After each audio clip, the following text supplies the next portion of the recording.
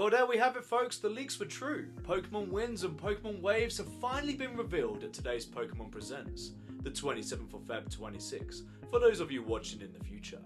And I have some thoughts. But first of all, if you are new here, my name is Jackson, and thank you for switching to Jackson. I cover all things Nintendo on this channel, so make sure you hit that subscribe button and come and say hi, if you love Nintendo like me. And for those of you that have followed me for a while, I've been on hiatus due to childcare reasons, and just lack of time. But my 2026 goal is to be much more active again, and to grow this channel. So keep an eye out for more videos to come, and hopefully some streaming. Now back to the video.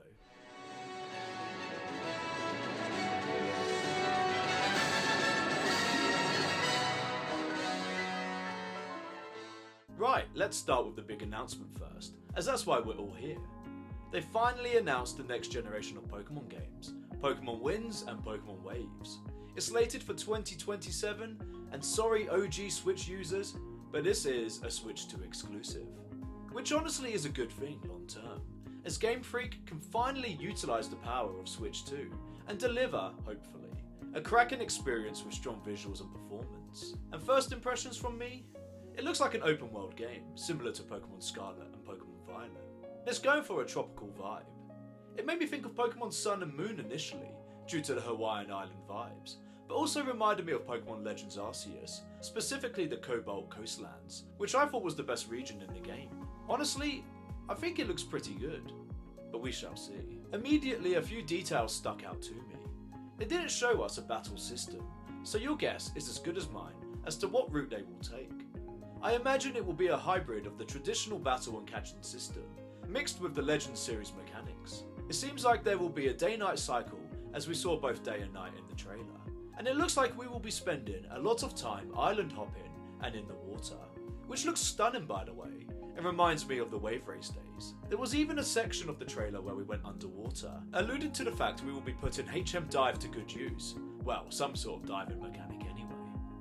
Honestly, I think we will be doing a lot of Pokemon riding in this game, which isn't new to the Pokemon franchise, and is something that they've been utilising more and more in the recent Pokemon entries. Of course, there were some other environments shown as well, such as a volcanic area, which looked pretty cool, and the ability to play as either a boy or girl. Again, usual Pokemon stuff. We got a glimpse of the new starter types as well, a grass type chick called Brout, a fire dog called Pombon, and a water type gecko called Gekwa. First impressions, I don't think they're great in comparison to previous generations. In fact, I was a bit underwhelmed when I first saw them. Maybe, just maybe, they will grow on me over time, which is usually the case, but I really don't think that the designs are that inspiring in all honesty.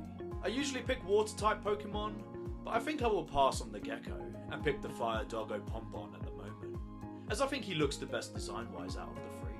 Let me know in the comments though your thoughts on the new starter Pokemon, and who you think you'll choose. Sadly, we didn't get to see any other new Pokemon designs, and all the Pokemon seen were from previous games. With over 1,000 Pokemon already out there, I'm not expecting Game Freak to make a whole new generation of Pokemon, and my guess would be probably about 75 to 100 new Mon to discover, which I think is more than enough. The only other point of discussion at present is the reveal of two Pikachu variants, Mrs. Wavy Chew and Mr. Windy Chew. I mean, they look cute enough, but they did nothing for me. In fact, I think they missed a trick by not giving us Surfing Pikachu. Moving on now to other announcements worth discussing. Pokemon Leaf Green and Fire Red are out today for Switch 1 and Switch 2, which we already knew earlier in the week, thanks to an accidental leak, and then video announcement from the Pokemon Company.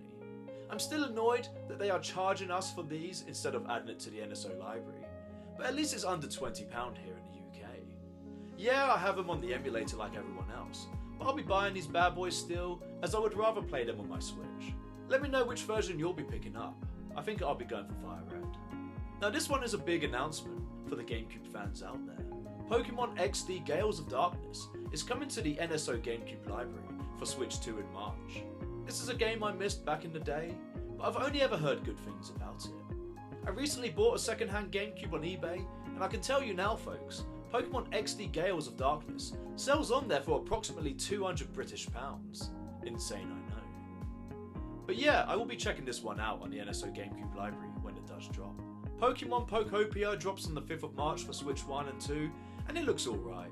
Essentially, it's a mixture of Animal Crossing, Minecraft and Viva Pinata from the Xbox days.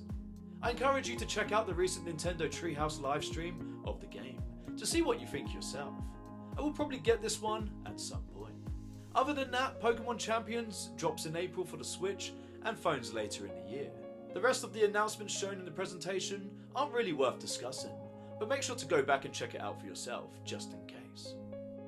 And that's a wrap for this video, guys. Let me know in the comments below what you thought about the Pokemon presentation and what stood out to you on Pokemon Day.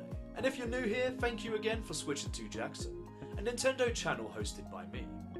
Make sure to like, subscribe and all that good stuff on the way out, and I'll see you on the next video. Take care.